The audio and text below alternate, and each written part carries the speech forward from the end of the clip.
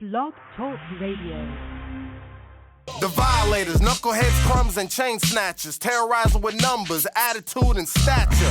Playing tough guys, but really chatty patties, picking on innocent women and children just like Gabby. Tacky, driving Rage City furious, but the one bringing the fight to them, serious. Put hands on you, feet and elbows. She's down to knuckle up with any and all foes. Her bros, B-boys, roughneck skaters. Rico, Charles, known as the Jawbreakers. Handle you today and not mañana. With the one-woman army they call Azana. Biker, duplicator, putting you in traction with the divine cleric and elder name Reaction. Vigilante justice, no apologies. Geneticists with bronze, we lead to prodigy. Speaking of brawn, this last cat's a massive titan. 3 bats, a hockey mask, and a knack for fighting. The Dodger, smash your head and rib cage. Violators beware, they are the punks of rage.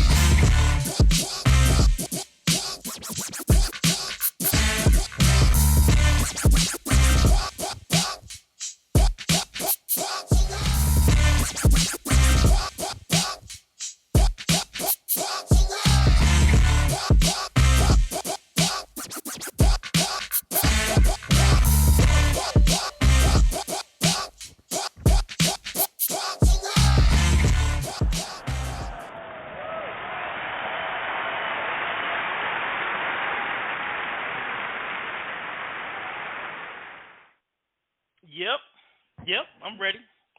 We're ready. What's up, everybody? This is another episode of PUNXofRAGE Radio, episode 104.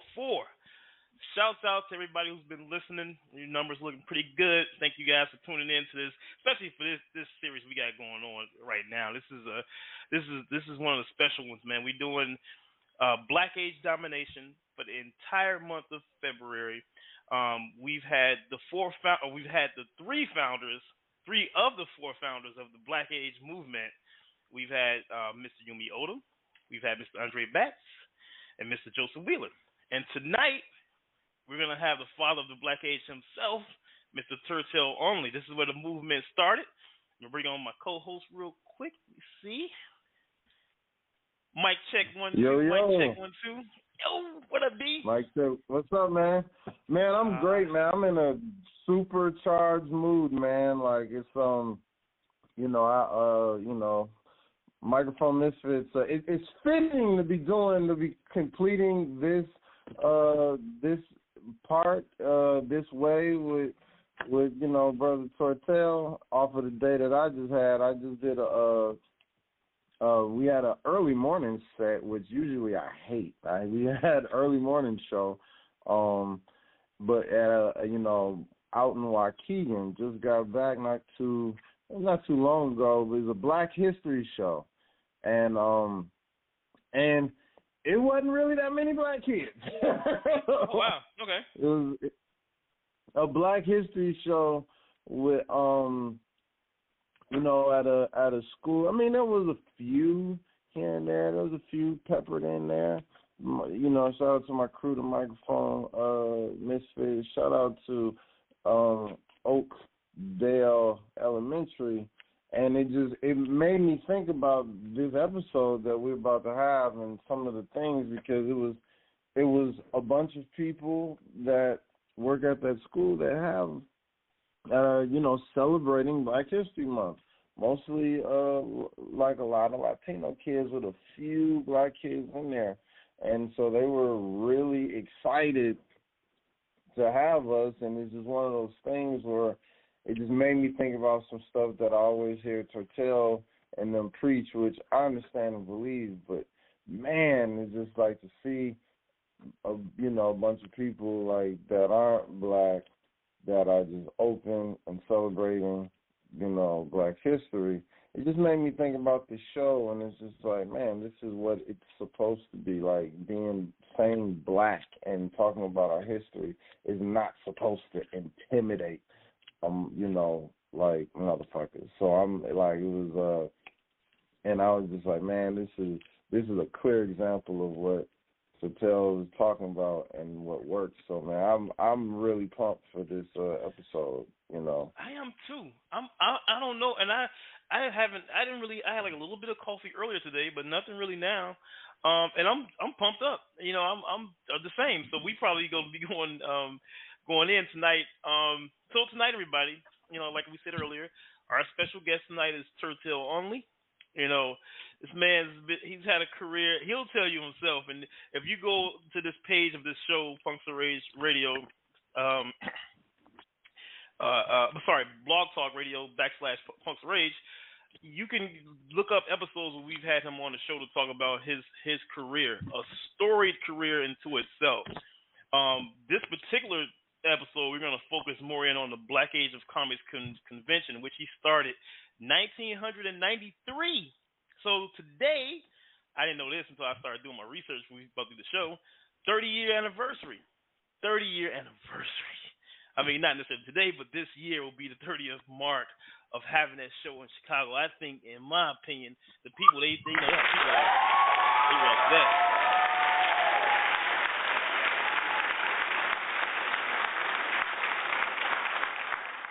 And so normally what we would do is do a pull list where we talk about other stuff going on in the industry. But we're not doing that tonight. We're about to go and get right into it tonight.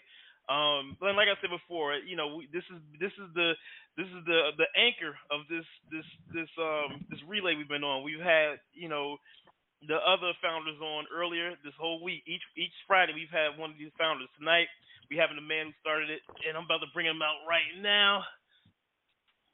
Let's see. Unmuted. Boom. I'm here. There you go. I'm here. Hey, welcome to the show. I'm in the house. Standing by.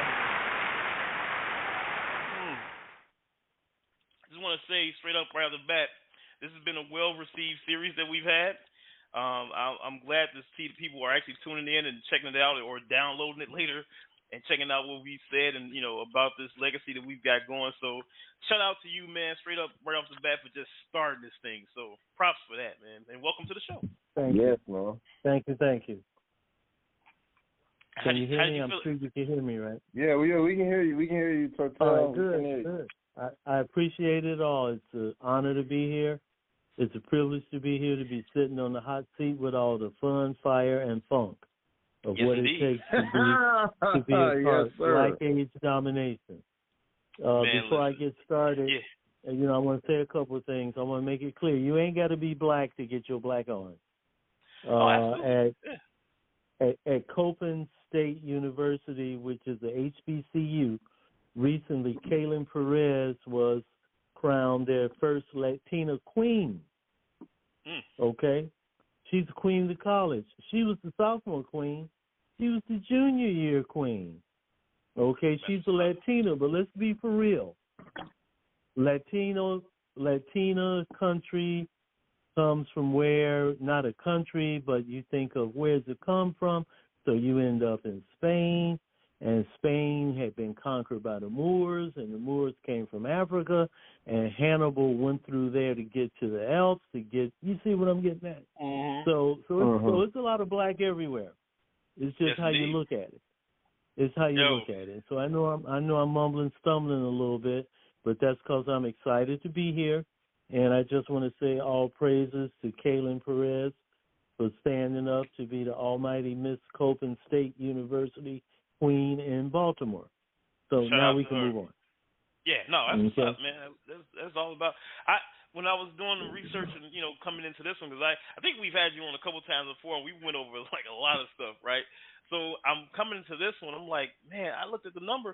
It's 30 years, 30-year anniversary of the Black Age of Comics movement. And I'm like, man, you know, so where does the time go when you're having fun, right? You know? Yeah. So see, one of the questions. See, like our prompt. Go ahead. Oh well, you know, if you got something, just let me know. I'll, you know, by all means, this is the floor will be yours. But always, I don't think I asked this on the last one, and we gonna get into this one real quick. But the necessity, right? The mother of invention, they say, is necessity. Prior to the Black Age of Comics being born as a convention, there had to be a series of events or things that inspired you to make this into the thing that it's become today. The first question I want to ask was, what was those series or events, or what was those things that inspired you to create a show like this? Because I went over with some of the other founders, and I was like, man, running a show is not easy. So I know it has to be something inside you that makes you want to do it. What was those things that made you want to go ahead and create this convention? Okay, if I hear you right, I'm going to answer it the way it unfolded in me.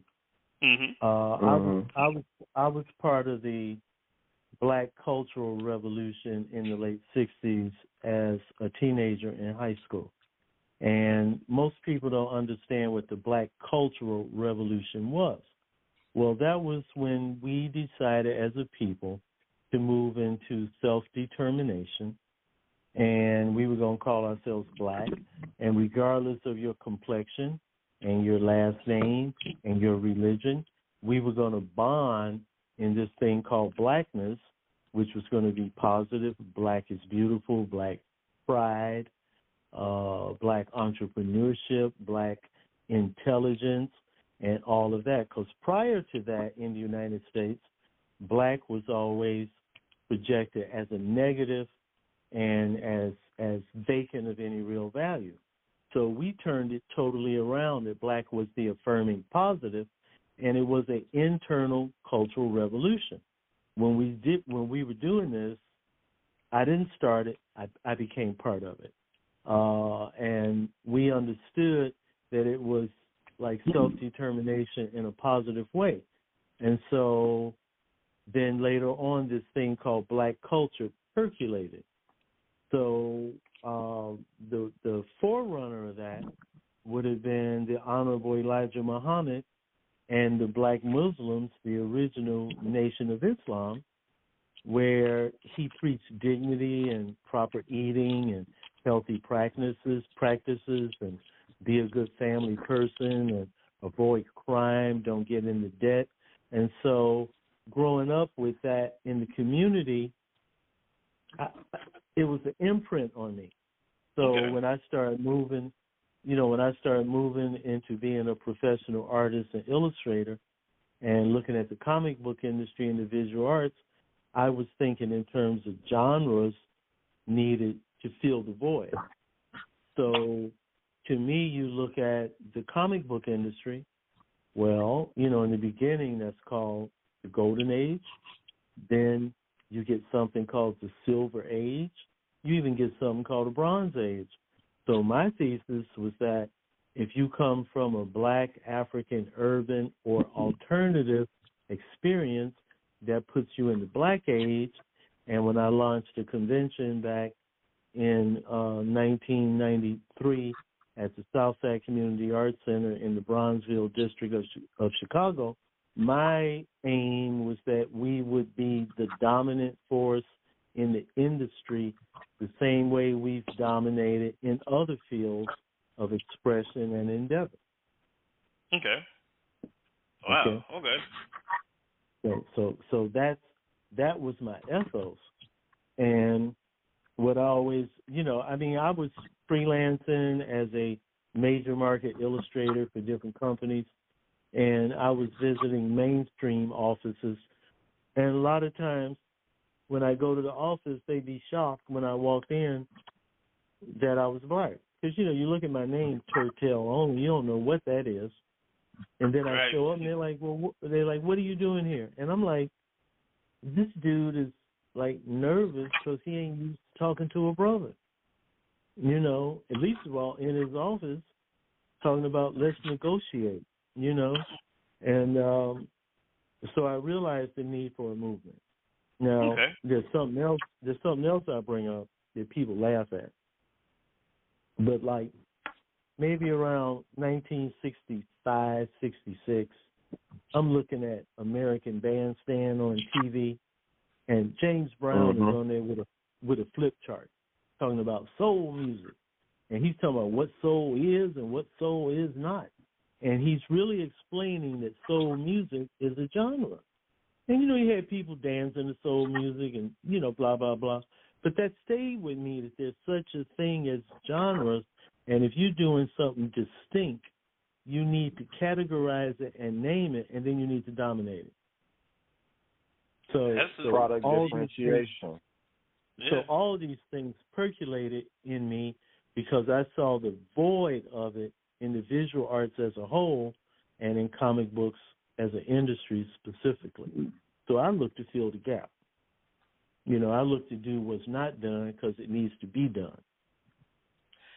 Shout out to you for that, man, because, I mean, we've said this on many a times, be it in person, at conventions, on these shows, just what an impact this show has had, period. We'll get more into that as I go on, but and the like I said, it's like I said, and shout out to you, he's listening now. He's smarting me up about some things and about how it works and just what that family tree looks like as it relates to the Black Age.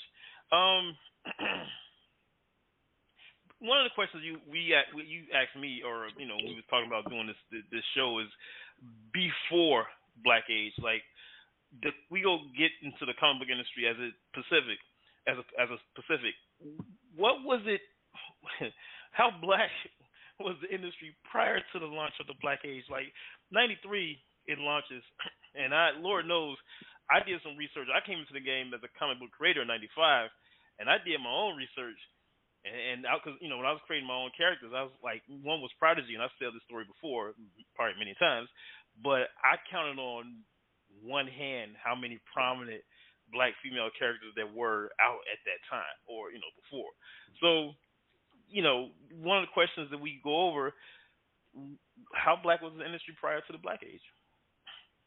Well, the thing is that as a prompt makes you think.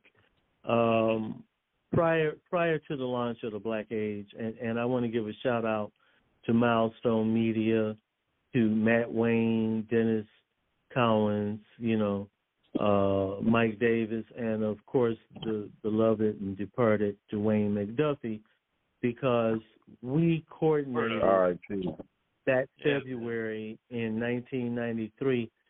They launched Milestone as the most prominent, well-organized, and funded black-owned operation in the history of the industry, and we launched the Black Age as a genre movement, and they gave us tangible. You know what tangible means? They gave us support, tangible support. Not a like on Facebook, not a high five and a booty bump, but tangible stuff that you could touch and do things with. And we couldn't have done it without that, and me and Dwayne had a lot of conversations about this. So I just want to make that clear. Another clarity, ECBOC has emerged as the most prominent, well-resourced convention. Motor City, Black Age in Detroit is potent, as is Onyx Con, and every Black Age event is different. I don't think of one being better than the other. I think of them all as being different. So you get nuance and the flavor. So you get that. Now going back to the comic book industry, you had a legacy of black characters as, quote, idiomatic stereotypes of the era. So 20s, 30s, 40s, 50s, that have been the role. Then you had sidekicks.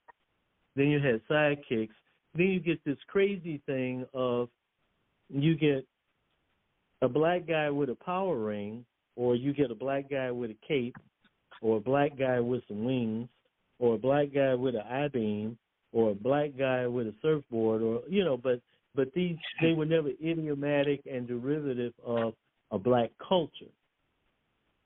So the cultural nuance wasn't there, and I can understand that because other people were writing those titles and they were dealing with their market, and you get that.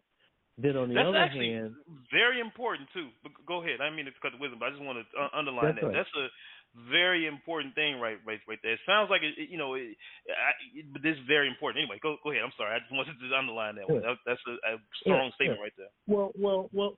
You look at this. According to those writers, Africa has hidden kingdoms. Okay. Mm-hmm. And one of those hidden kingdoms belongs to Tarzan. Yeah. Okay. Tarzan got a hidden kingdom. So it's curious what they look at and how they theorize and come up with this creativity. I don't hold it against them. It's all out there. But the thing is, we got things to say, and when we say it with distinction. And if you're that distinctive, then you should call it a genre, and you should run with it. So it's that. Now, the other part is that a lot of brothers and sisters, meaning people of color, particularly black people who happen to work in the industry, were under the kind of pressure of fitting in. So, like when I was making the rounds, a lot of them were like, brother, don't come too close to me. Like, I can't talk to you now. You know, they were pushing me off like some kind of way. If they talked to me, somebody was going to realize they were really black if they knew a black guy, you know. And it was that kind of uptightness, like in the industry, like, okay, you work for us, but don't bring your homeboys in. Or like, you work for us, but can you keep that at the door? So there was some of that. And, you know, there was moments I had in offices up to that point where things were said to me because, okay, they could get away with it. And I'm like, you ain't getting away with it. When I get back to Chicago, I'm blowing up something called the Black Age of Comics. That's how I'm going to respond. So this is going to be a whole new genre that you don't run, we grow, and it's going to be a nexus of creativity, content, and commerce, okay, with a lot of culture all over it. And it's been growing ever since. And it's open source. The Black Age is open to as many people that want to grow it. So the industry before, you didn't have, for instance, okay, I'll finish the sentence. You didn't have independent, black-owned publishing companies. See, people make the mistake of saying self-published. No such thing. You're either a publisher or you're not. You might be a small publisher, or you may have more resources and be a middle-sized publisher, or you may have ginormous resources and you're a mega publisher. But you are a publisher when you go through all the steps and put a product out for the market to buy. My operation, Only Studios, morphed from being a freelance illustrator service to an independent publisher. And in 1981, we put out our first book called Nog, the Protector of the Pyramids. Nog meant Nubian of Greatness, and he was defending a black planet. He was defending a black planet in 1981. Okay, that planet is called Planet Nuba, and on the cover, he had dreadlocks and it's red, black, and green, which was Black Liberation colors, and also the colors of the Black Cultural Revolution. So it was all there. But mind you, at that same time, there was a pushback.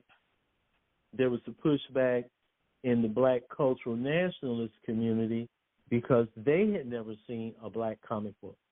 They had never seen a black publisher do this, so it was new to them. So when I launched the Black Age, there were a lot of people telling me, don't call it black. And these are black people. They were coming up with terms like, brother, can you call it Belilian? Can you they had all kind of words. I'm like, no, it's going to be called black. You know, when you get in, how can I put it? Black pride, black confidence. So I saw it as an extension of that. So a lot of people get uptight about saying black. So they tend to use black with a negative. The policeman stopped me because I'm black. I didn't get a promotion because I was black. How about I'm awesome because I'm black? How about I'm healthy because I'm black? How come? Come on with it. Why not? You see, why not? I'm wealthy because I'm black. Why not? I'm going to get a quality education because I'm expressing my blackness. I like every bit of that. And so I'm talking about putting it over there. And so I had to say with them, like, what you talking about? I'm like, well, it's like they were uptight about it because they had been overwhelmed with the legacy of the stereotypes and the beatdown. And I'm like, this is a different era. This is about healing and moving forward and growing into, an echelon where you not only control the product and the money, Because, the more money you got, the more you can do for people you care for and for causes you love. Okay, so that's there. And if you want to inspire young people are inspired when they see older people doing good business with each other. Then they want to join up. So that's there. Right. Now you're talking about, and then you go to fantasy life. Okay, a positive fantasy life, positive reality. And most Black age books are all the way positive in the affirm. And so I felt we needed a convention to convene to be able to organize our business practices. Because I realized that, I was fortunate enough to have freelance for a lot of companies like Johnson Publishing, Motown, Soft Sheen. I worked for a lot of high-level Black-owned businesses and some not Black-owned like Holt, Reinhardt, and Winston, WGN, Playboy. So my thinking was you can't just run down the road with a concept. You got to learn what business practices are so that you could really be the right kind of operation. So that meant we had to have a convention to convene, not to have a party, but to convene and work on these practices. And so I'm glad that Joseph Wheeler, that Andre Batts, and Yomi Oldham all stepped up and said, we get it, and we're going to do it too, and it spreads it out around the country. Yeah.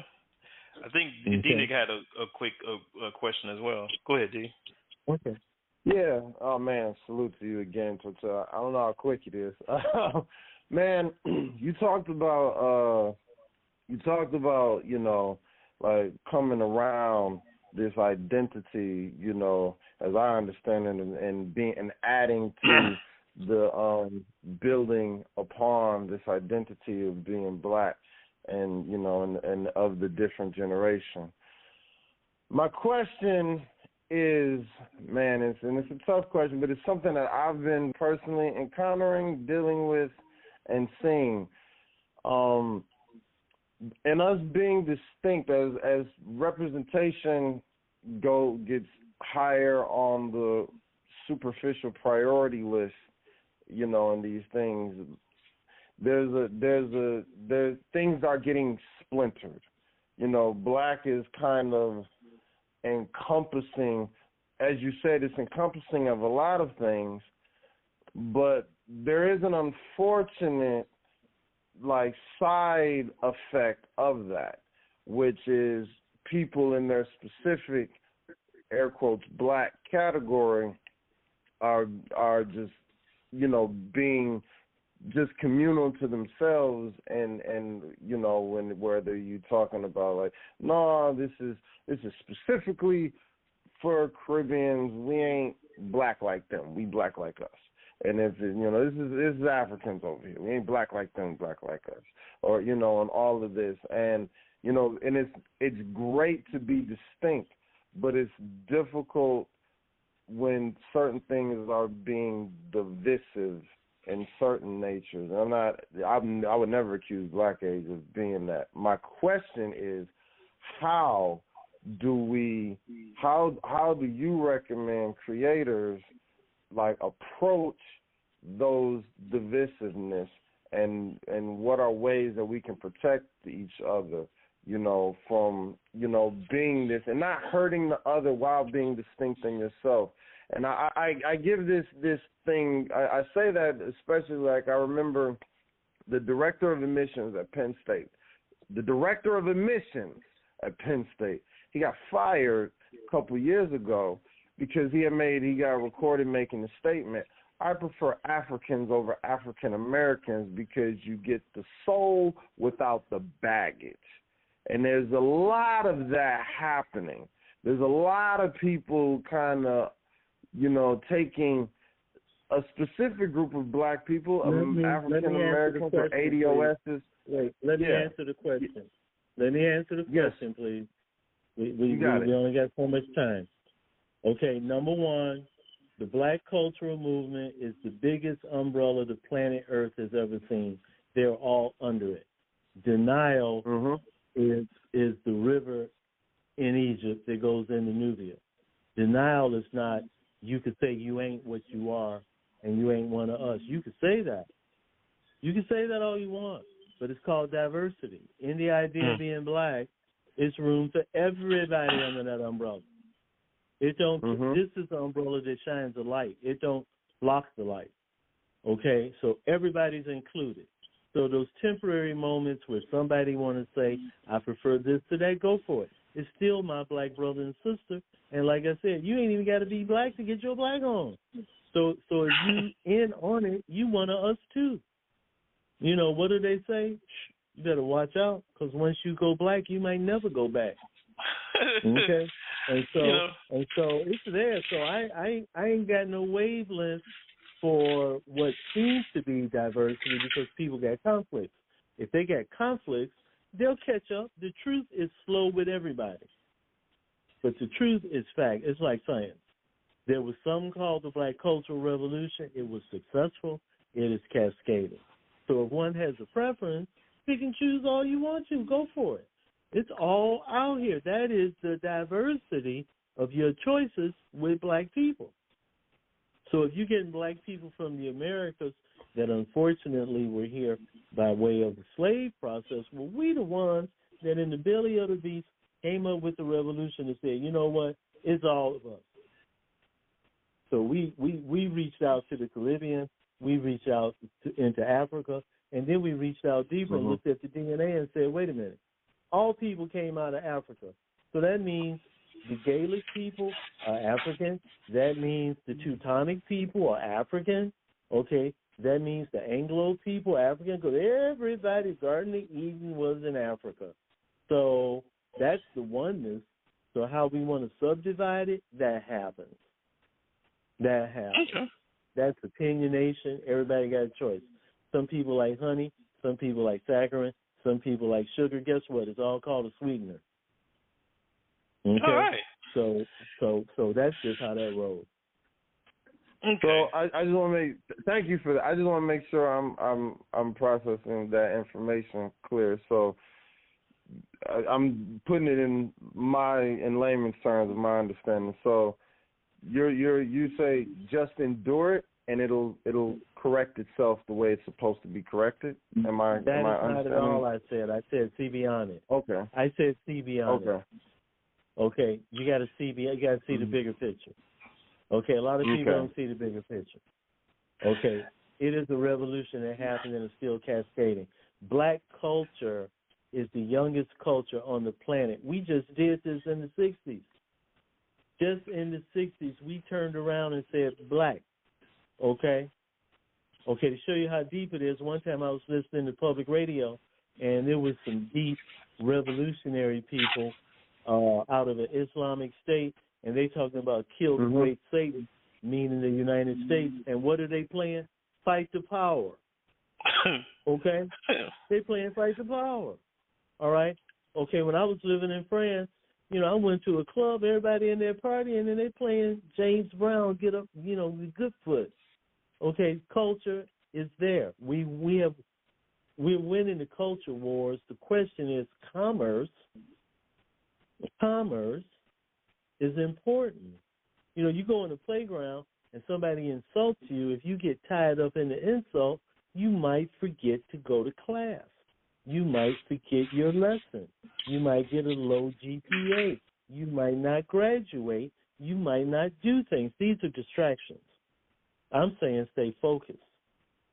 The problem is negatives can derail your focus. And you only got so much time and focus determines your reality by your outcome. So people always say what they're going to say. People always going to say what they're going to say. But the question is, hold on, Turtel. We want you to say that again, because that was a bar you just dropped. Say that again.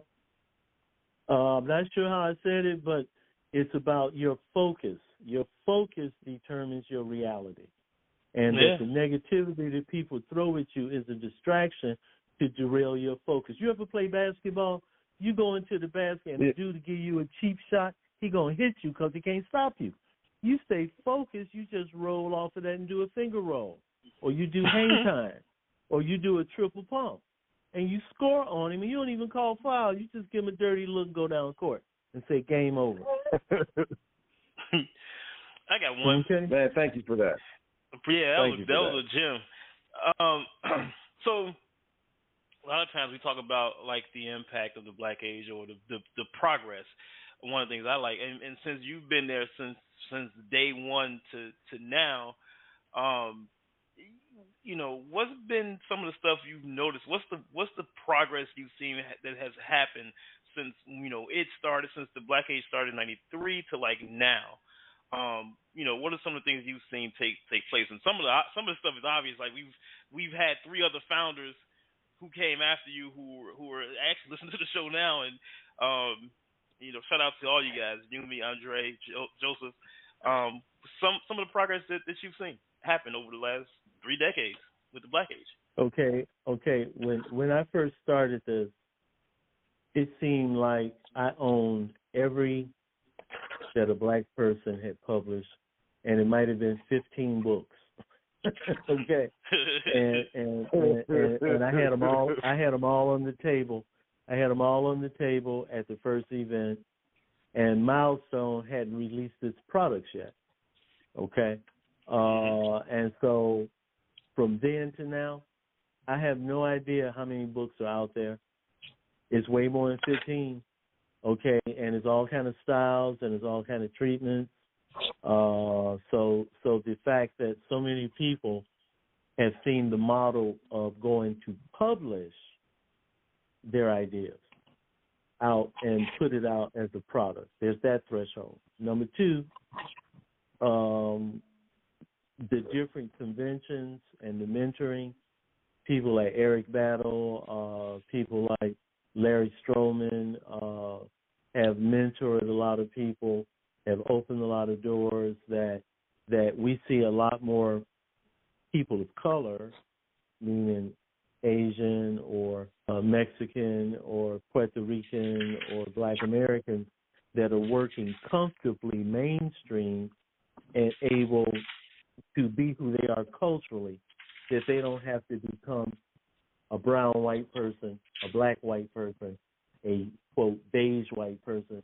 They could just be who and what they are and go to work every day. We see that now. We see mainstream conventions. I can remember when I was presenting the Black Age way back then at the San Diego Comic-Con, and the room was packed and people were terrified. What could this Black Age stuff be? Well, now it's everywhere. Okay, and that was a long time ago. Okay, we have that. The other thing we see is the mainstream looks over our shoulder and say, wait, y'all on to something. So if y'all on to something, we got to beat you to the punch because we got more money. So we're going to be hiring more people. We're going to be like our products that we didn't put a lot of muscle behind, the black blah, blah, blah, the black so-and-so, the black such and such. Oh, we're going to put them on Front Street now because you all have paved the way to show us that the money is there. So that's happened. And I don't knock nobody. I'm taking a highlighter marker to a whole paragraph, and if anybody listening to this, that's right there. And especially for us who are creators who got our characters out there, I'm highlighting that whole paragraph. Didn't mean to cut the wisdom, Turtel, by all means continue. But that right there, boom. Anyway, go ahead. Yeah, because prior to us doing these conventions, those movies were not being sanctioned. They were not being endorsed. Products were not out there with the kind of muscle behind it. And certain people that were hired would not have been hired, would not have been employed. Some of them couldn't have even gotten in the building because security would, no, you can't go in. Okay? And all that has changed. All that has changed. Now they're looking for you. Now you're winning all kind of awards. Now you're getting all kind of bank. Now you're getting producer credits. You're getting director credits. All this is a byproduct of what has happened since 1993. And you know, I used to get, I ain't naming names, but I used to get phone calls from certain main players in the mainstream with different brands trying to pick my brain on all this because the mainstream is what it is because they pay attention. They pay attention to what's going on, and they make sure they can get in on it for their interests. And I don't hold that against them, but I'm concerned with our interests. There's a lot going on out here. There's a lot of resource, and we could all do better business with each other and better commerce with each other, and bring in the lawyers, the investors, the people that could vet the product, and a lot of people. But I see this. So now you could go to one of these mainstream companies and you got dreadlocks, or you got a deep cut, or you got, however you wearing your clothes and how you present yourself, and you welcomed in the office. It wasn't like that in 1985. It wasn't like that in 1975, okay? It's like that now. And so the Black Age movement, the conventions that bear the brand, and the individuals that really plowed the path have opened it up, that has changed. That is tangible change. And then you have different talents that came through the Black Age Network that are now working mainstream on major products. Now, I'm not going to name names because we're not being paid to advertise that. But I'm just saying the phenomena has happened. Some of these people straight out of high school came through us and are now working mainstream. Some were straight out of college. And when I say us, they moved around the network of the 4 conventions that we're highlighting this month. And in the energy of that network, they got the protocol, the savvy, the technique, the skill set, the intangible things that you need to make the transition from being a young person with talent to becoming an emerging professional.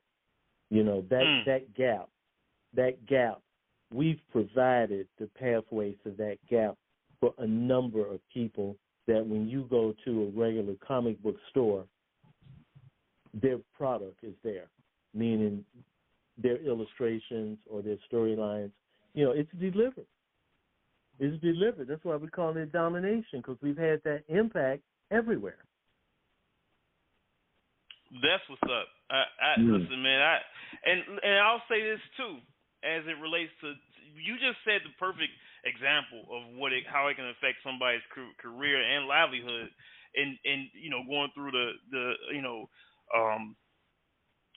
all the chain of the Black Age conventions.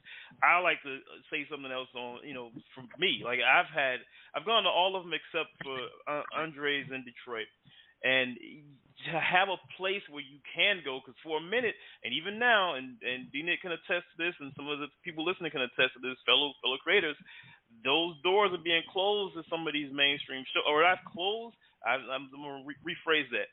It's getting a little more difficult to get into these shows. So when you have Black Age conventions, it gives you a platform. It gives you an opportunity to actually get out there and show your wares and share them with the people, and convene and have a shared experience about what we're doing and what this thing is about, which, like Turtel just illustrated a moment ago, can lead to the commerce and a successful career going forward. D, did you have another before? I got one. Yeah, oh my God, so many bombs. I want to know, man, dude, y'all have inspired so many people to, like, what would you recommend people starting? Because in interviewing people with the Black Age domination, everybody has their own nexus point and their own way of getting it going from specific to their region and their genre, and people who I'll say as a member of the board, PocketCon directly was inspired by Black Age. I know that personally. I've seen that. That's been said. I can go on record and speak for PocketCon to say that they were inspired and and motivated by Black Age.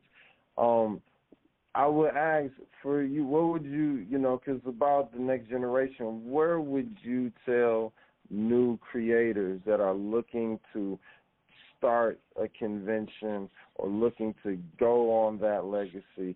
Because one thing you said on this whole thing that has been, you didn't say, but you you basically said what I was saying is you're not a hater. You want people to win, and you want people to win and do this and not be pushed. So what would be something that you would ask them to start? Where would you tell them to start? Where would you tell them to start? You mentioned lawyers. You mentioned all that. First thing I would say is they need to spend their money buying independent products produced by black-age publishers. And they need to buy them. Instead of being negative about what's not there, they need to buy for what is there. Okay? Because if they're not putting their money on the table, they're perpetrating. We ain't talking likes like people do on Facebook where ain't no money. Buy the products. If you ain't buying Punks of Rage, you ain't helping the product. You ain't helping the concept. You need to buy the product, and if you don't like the product, give it to somebody else who might like the product. You got to underline that one. You got to buy the product, okay? If you ain't buying the product, you're part of the problem. Okay, you ruining everything. So if you're doing your convention, and then when you do it, all you talk about is the mainstream, all you talk about is the manga anime, you are creating a problem. That ain't helping us. That's like if you go into a club and you're trying to hit on somebody, and all you talk about is the guy across the room, and then later on you get mad when she walks out with that guy. Well, that's all you've been talking about. You got to talk about you and what you're about. Okay? Yeah. So Joe, you ain't about Joe, what you're about. We need some bomb sound effects, Joe. We need to have some bomb man, sound effects. I'm gonna have to re-up when we next show with the guy. By this time, go ahead, Turtel. Keep on going. So wait. You got to do that. Number two, like that was number one. Number two, okay, if we going down the street and we hungry and the sign says Italian food, we don't look at each other and say, we're not Italian, we're not going there. We say, well, I like pizza, so I think I might go in there. I like calamari, I'm going to go there, go check it out. If we go down the street somewhere else and it says Chinese food, we don't say, well, I'm not from China, so why would I go there? So people need to give up that if it says black, they think it's only for black people. Come get your black on. When we say black, it's a flavor. And quit hiding black or trying to give it some name that ain't black. You say you about diversity, then you run out a bunch of alphabets and you never say black. Quit hiding the black. Ooh. Quit hiding it. It's getting hot. No. Anyway.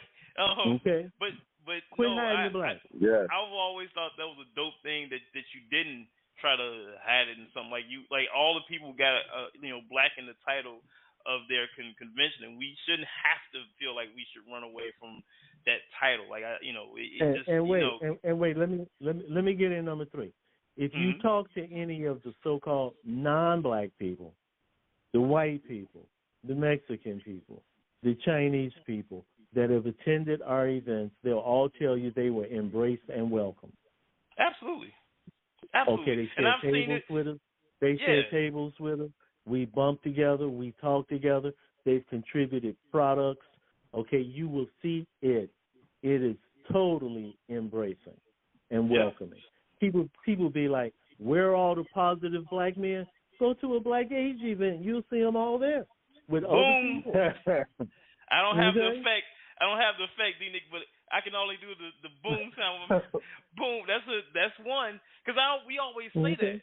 We know what the event is, but when you come in there, not only do you see black folks, you see a bunch of folks selling their stuff of all different races, all different ethnicities, and they're doing it. And you see people coming in of all different ethnicities who want to pick up these products from these people who are selling it there and sharing their wares there. So boom, shout out for that, man. I like all that. One of the things that I've noticed, and me and D niggas talk about this behind the scenes, about so now when you try to apply for the major shows, sometimes they want you to give a litany of stuff you've done and what awards you have, what's your social media, likes or following. Like, one of the things I've always thought was dope, and I don't think I covered it on my last show, but in 2006, which you can, if you ever do apply, you can actually add this to your awards. You won the Pioneer Lift Award from Yumi Odom and a crew. crew at the East Coast Black Asia Comics Convention. Shout out to Yumi and all of them for doing that. Thank you. Did that bring a spark? And before I get into the question, the title of the father of the Black Age was born, if I'm not mistaken. Correct me if I'm wrong, but I think it's where it happened. Right, exactly. Did that give you a spark? Did they kind of re-energize you to get back and just, not that you had left, but did they give you that hey man, these people, this is a thing, or give you some that re-energize you to get back and just really push it? I'm going to say something that I normally don't say, because I usually don't talk about my life. Okay. When I got the Lifetime Achievement Award at Temple University from Yomi, it resurrected in me something that was almost dead, because I had a bad live workspace studio fire and had lost artwork, notes, animation cells, sequences. I had saved things from early childhood that I was banking on for the rest of my life, and I was up there with the fire and the firemen trying to save work with things collapsing and burning. So I was amiss for a few years. And then I get a call from Maurice with Ekbach, and he calls me up and he says, well, brother, if we send you a ticket to come to Ekbach, will you come? And I'm like, of course I'll come. And then he says, if we give you an award, will you accept it? I'm like, have I been that far out? I'm like, have I been tripping that deep? I'm like, has my recovery been that exotic that you think I wouldn't come there to get the award? And so when I get the award, it has etched in it Father of the Black Age. So that's when that started. And that's when I met Eric Battle. That's where I met Jamal Igle. It's where I met N. Stephen Harris. That's where I met Afua. I mean, I erupted with more positive renewal and everything else. Yeah, it was all that. And that, too, is the power of the Black Age movement, that it was able to give me a jolt of healing and therapy that is like still inside of me. And they didn't know I was going through this. They didn't know I had gone through this because I ain't tell any of them about it. Like I said, I'm real insular. Anybody that knows me know there's a lot of stuff I don't talk about. Okay? Right. And so but it was the right healing bomb. Like how surgery ain't pretty, but you'll heal and be healthy. They got to take out the cancer, and they just got to go in and get it, right? And you just like, take it, get it. And so this was a deep intervention, and it was powerful, it was potent. And if you look at the pictures of me, I'm smiling all the time. Most people know me be like, well, you don't ever smile. What's that about? Dude, you look energized. You look, and that's why because I saw a couple. I haven't seen all of them. I've seen a few, and I wouldn't meet you until I think either a year or 2 years later. After that, after 06, it was like 07, 08. I think I met you. And you was energized even then. You was on one end. And that's why I asked. I was like, because sometimes we don't really talk about those things, and I think that was a great. That's what this whole thing is about was just met with that point.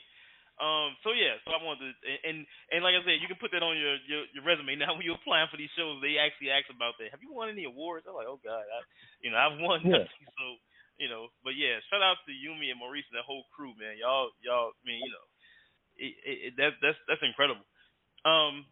D, you have one, or because I got a couple more. No, I just wanted to say, when you say you were smiling, and you never people that know you don't never smile. Like, one thing, the thing that I remember the most about you is when you smile, and you do have a stoic, and I get it. I'm in hip hop, so I know you like, okay, brother, don't smile because it ain't no joke. I get it, but a time that I do remember you smiling, especially at your event. I remember being blessed to perform at Black Age, my group, and you obviously were on stage, we're setting up all of that type of stuff. We would do our show. I remember when you compensated us for the performance, you smiled when you handed me the check. And like usually people don't ever smile when they hand you the check. It's more like here we go. You earned this. And I was like, and I'm like, man, that's dope. That brother is happy. That's why I say, like, not a hater. I know you're not a hater. You know what I'm saying? I just wanted to, like, add on to that, about this smiling thing, because that just stuck out to me. And I've said this, and this will be one of those shows, and we gonna give you your props, sir. Whether you want them or not, you about to get them. But yeah, man. We don't care. We don't care how you feel, Turtel. Turtel, we don't care how you feel. You getting these props, okay. Son. I'm in the 90s. I'm in the 90s or early 2000s. I've said this to Turtel a million times. I've said on this show a million times. You probably heard me say it to Yumi and all them.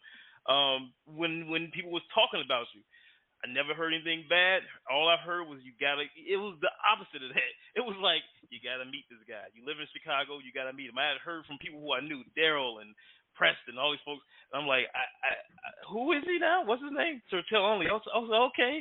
And this is the 90s, so there's no real internet. There's no really way to get in contact. And I finally ran across you in, like, I think it was 07, and I was like, oh, okay, here it is.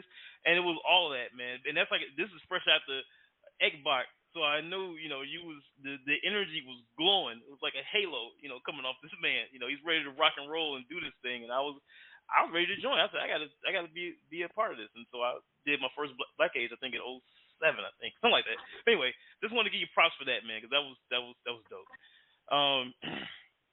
A couple of things I got. Thank you both. I'm gonna think about that for a long time. Man, I'm gonna get a lot out of that. Well, Thanks for the man. We say it even off the radio and off this thing. It's for real. One of the questions actually he said one of the questions I wanted to ask, so we took care of that. But and one thing I'll say as far as the Black Age, I would think your fondest memory. I asked us all the three founders. Your fondest memory of the Black Age, of any Black Age show. Yumi just hooked me up. Okay, I'm gonna look this in a minute. Outside of winning the Pioneer and the Lifetime Achievement Award 06 in Ekbach, what's one of the more fonder memories you've had at a Black Age event, be it yours or any of the other three, that you can recall and share with us? When I was at OnyxCon, the first OnyxCon, okay, the very first one, I drove to Atlanta and I got lost, and I had to ask the police for directions. And okay. it ain't easy for a brother to have to pull over a white cop and say, well, how do I get to this event? Da, da, da, da. But, I chatted him up and he scribbled it out and I got there. And when I got there, everybody else who was going to be featured were on stage and getting ready to set up. And I'm all hot and sweaty. It's hot Atlanta. And a couple of the people who were doing crowd control were like, okay, you here. And I was shocked. I look on stage, there's about 15 different people on stage, and they look so good up there, and I'm all funky and sweaty. I don't want to get on stage with them. My deodorant been long failed, right? No. And so they're like, no, you got to go up there too. And so I went up there, and I guess the air conditioner was cool. Nobody talked about my funk, but it just stood out. And then later on, Joseph Wheeler had done a sign saying OnyxCon, and so I went and drew on it. I drew a picture of Nog, and Jerry Kraft drew some pictures from his Mama's Boys, and then all of a sudden a flood of young people. When I'm saying young, they were high schoolers. They just attacked it and was drawn with a fury. So that just really stands out with me like big time, about that.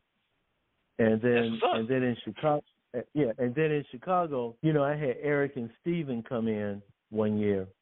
So we came in and they came in, blah blah blah blah blah blah, and so we were at that time at the DuSable Museum on the grounds, and this woman brought her son by. He was about 10 years old, and we kicked it and blah blah blah. So the next year, Eric and Steven and I were planning.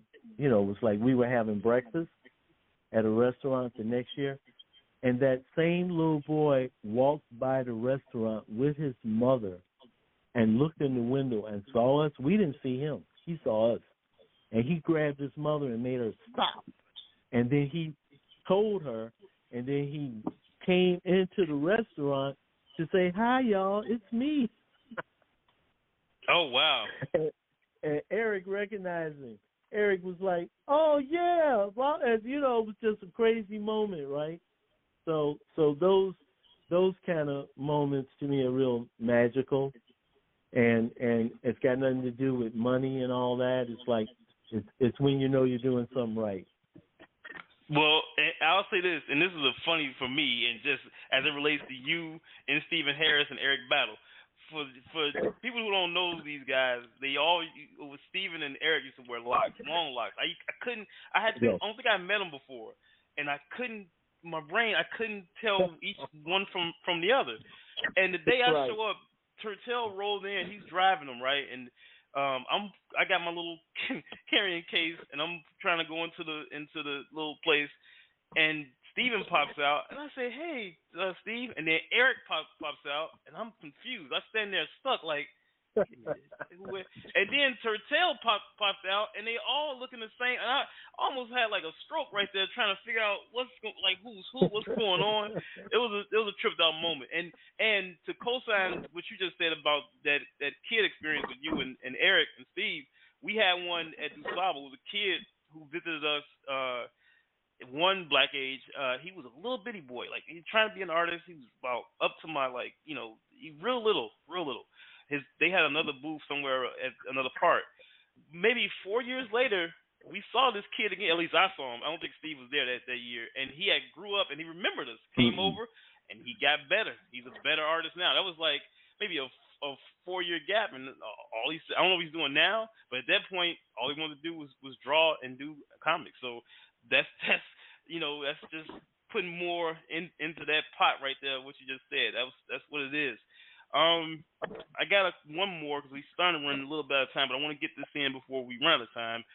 We always talk about we talked about the past, and we of course had to get through the pandemic and talk about the present of what's going on. Let's talk about the future. The crystal ball. Grab Turtel. What do you see as what Black Age will be in the future? Like, what you can project it and put it out there. What do you see as far as the Black Age movement in the future? The Black Age is going to subdivide into highly lucrative, independent operations that can bankroll all their ideas and have its own network of independently well-paid stars, be they writers, technicians, artists, illustrators, people that drive the truck, people that work in the stock room, people that do delivery. It's going to be financially ginormous. That's what it's going to be. And you can see the essence of it if you go to the DuSable Museum gift shop and see our rack that is totally full of these kind of products. It is going to be about money. Oh, what did they used to say? And more money and more money. It's going to be that total manifest of money, power, and prestige coming from the product that we'll be able to go to a family and say, we would like to bankroll your child to study animation at the school of our choice so he could work for our company, and we guarantee 5 years of employment. That's where we're headed. That's our people. I'm with all of that.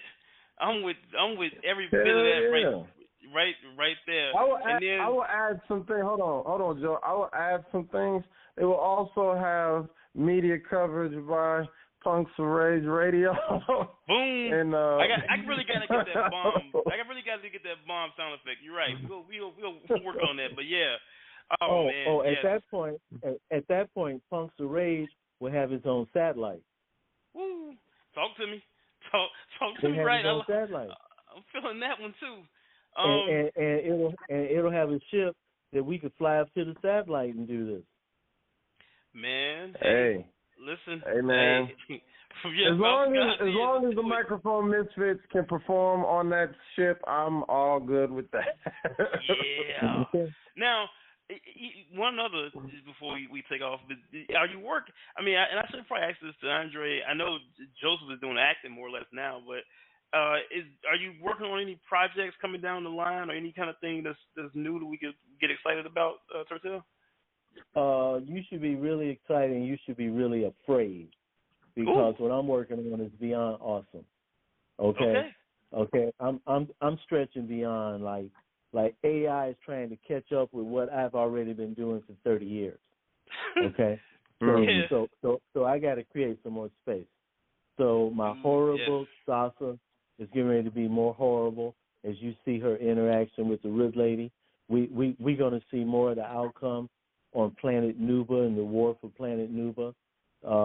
Just go to onlystudios.com and you can see the products there. We're constantly showing it. So I have a multitude of books. I still believe in print. We're dealing with ebooks. I've always done video and reels. Like, people just need to go to the website and see. You know, we've got a Vimeo channel. We have a YouTube channel. We've had those since the inception of both of those platforms. And so we've got a slow-moving in development. There's going to be an animated version of our book, Pumpkin's Imagination. Some years ago, we worked with Philo Barnhart, who was one of the designers of The Little Mermaid, and he redesigned Pumpkin's Imagination for animation. We're going to do the book, and then we're going to follow up with the actual animation. So all this is, yes, we are busy. Okay, dude, it sounds like that's another thing too. You haven't slowed down. I was talking to Andre, and D-Nick was like, I was about to retire and call it a career and do the whole thing, and he was like, and I'm talking to Andre, and he's got stuff lined up for like the next 10 years, and hearing you, I'm like, man, I think I said this to you in person. Like, there's no slowdown at all. It keeps going. It inspires me, because I'm like, what the heck am I doing? I gotta stay in the game. I got stuff I want to do too. So shout out to you for that, man. Listen, you've been on the show. We've covered the whole career. When we did our first interview, you remember I said it's gonna be these are chambers we have to cover, because one show in 90 minutes or an hour, however long we were, wasn't enough. I still think there's more left. So we may have to get you back on the show again to talk about some of this stuff. Again, because it's always something new, that I discover. It's always something awesome. And I think the program that you decided to do with us, me and D-Nick, as it relates to Black History Month, we did Black Age Sankofa last year. Shout out to Yuonde, Dr. Bill Foster, Afua Richardson, and Andre was on last year. That was great. This year, Black Age Domination is the brand. Your brainchild. Shout out to you, Yumi Odom, Andre Batts for Returned Again, and Joseph Willow III. Total experience has been awesome, man. I hope you guys listening out there had as much fun as I did, as much fun as me and D-Nick had. I was hyped before I got on this show, and I'm more hyper now, which is crazy. So I'm illing out. I'm zoning out. This is just dope. I love it. And you gave your web address, Turtel. You want to let the people know on the interwebs where they can find you, all your other stuff. You can either Google full name Turtel Onli, or you could just go to OnlyStudios.com. ONLI Studios.com is all there. Okay? And I look forward to your visits. I look forward to your practice. Check this out. If you buy our books direct from my website, they come to you packaged with oversized trading cards. Not the little bitty trading cards that the mainstream makes you pay for. Ours are twice the size. We give you twice the love because we appreciate your participation. We don't take you for granted. That's what's okay? up. Yeah. And we go where the mainstream doesn't go. Yeah, man.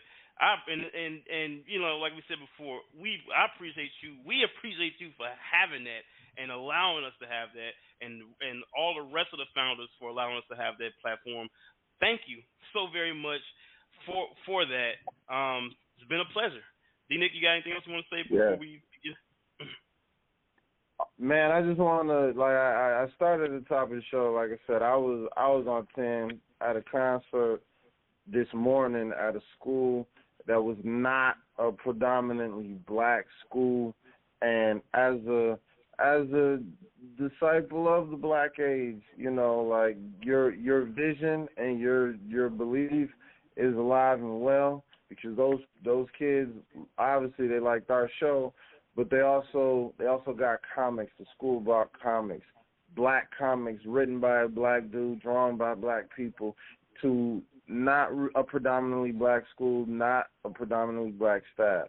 And so I just want to tell you, man, your vision is not a delusional pipe dream, G.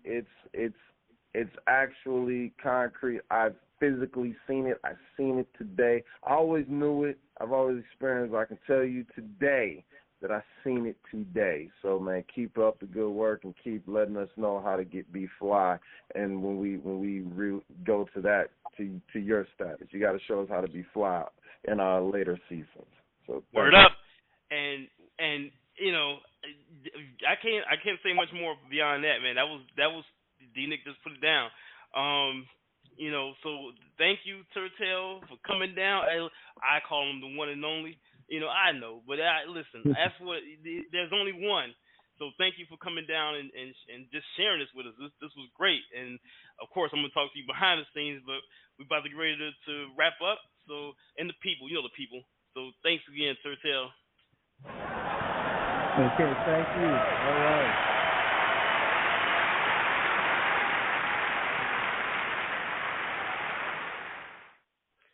Yo, man. Like I said before, listen. This whole series was fantastic, and that was great. Like, we've had Turtel on the show probably two other times besides this, and every time I get something new. And when we have gentlemen like this on the show, it's a treasure to get this information, to get, you know, their experiences, and to have it. This is forever. These podcasts, you guys can come into PUNXofRAGE Radio and listen to them whenever you want. They're here to stay. So that was awesome, man. That was just awesome. I won't get all into it. Them brothers, all of them brothers, they deserve it. They deserve their flowers. They deserve their recognition, and they deserve to be honored and valued. No, definitely. I'm patting myself on the back because they deserve it. Absolutely. So once again, you know, the whole series, Turtel was the last leg. He was the anchor in this relay. First up was Yumi Odom. He created the East Coast Black Age of Comics in Philadelphia. Second up was Andre Batts. He created the Motor City Black Age of Comics in Detroit. Third on that list was Joseph Wheeler III, who's acting now. Shout out to Joseph Wheeler. We go way back to the BSH days when he was rocking his stuff. Shout out to Brother Yams too. That was a dope character. You know, I know. He was on here third. He dropped some wisdom, and he's the creator of Honest Con in Atlanta. Last but not least, the father of the Black Age, Turtel Onli, was here tonight. Started the Black Age here in Chicago. 1993 is when it began, and it's grown and grown and grown and grown. From the four founders, oh, you forgot Go ahead. I'm sorry, I was just saying, you forgot to shout out Bats. I did. I shot him out again. Oh, okay. I missed it. To the Motor City Black Age of Comics, Andre Batts. You know, I got him. I gotta finally get out to Detroit too. So shout out Andre. But yeah, that was it, man. I just wanted to shout them all out because it was a great month. I'm shocked that it went that fast. It was a lot of fun, a lot of information. I hope whoever listens to this later on will not only listen to this one, but the other shows as well, under the title Black Age Domination. So if you see that in my PUNXofRAGE Radio room with that flyer that says Black Age Domination, is this series. It's 4 founders. That was it. That was all. I hope you guys enjoyed tonight. D-Nick, let the people know where they can find you on the interwebs, sir. Oh, yes. You can find us on social media, on the website, everything on the microphonemisfits.com. We got some shows. We got some new music dropping. You know, we'll see y'all at Nerdcore Days out in Austin, Texas. The microphonemisfits.com. That's THEMICROPHONE the Microphone Misfits. Who else could it be? Word up. And for me, my name is Joe Currie, and you can just look up PUNXofRAGE, PUNXofRAGE. Just Google it, and you'll find everything that has to do with me, including this show. So yeah, you can just Google that. We will be back in the near future to do some more shows. I'm excited to see what 2023 has in store for us. The year is very young. Me and D-Nick, he's a musician and a comic book creator. I'm a comic book creator, so sometimes we out doing our thing, but when we come back, we plan on doing some more shows and as it relates to the stuff that we love. You know, the comics, the culture, the cinema. That's what this show is all about. We thank everybody for vibing with us tonight, man. You guys have a great weekend, and we'll see you later on. Peace.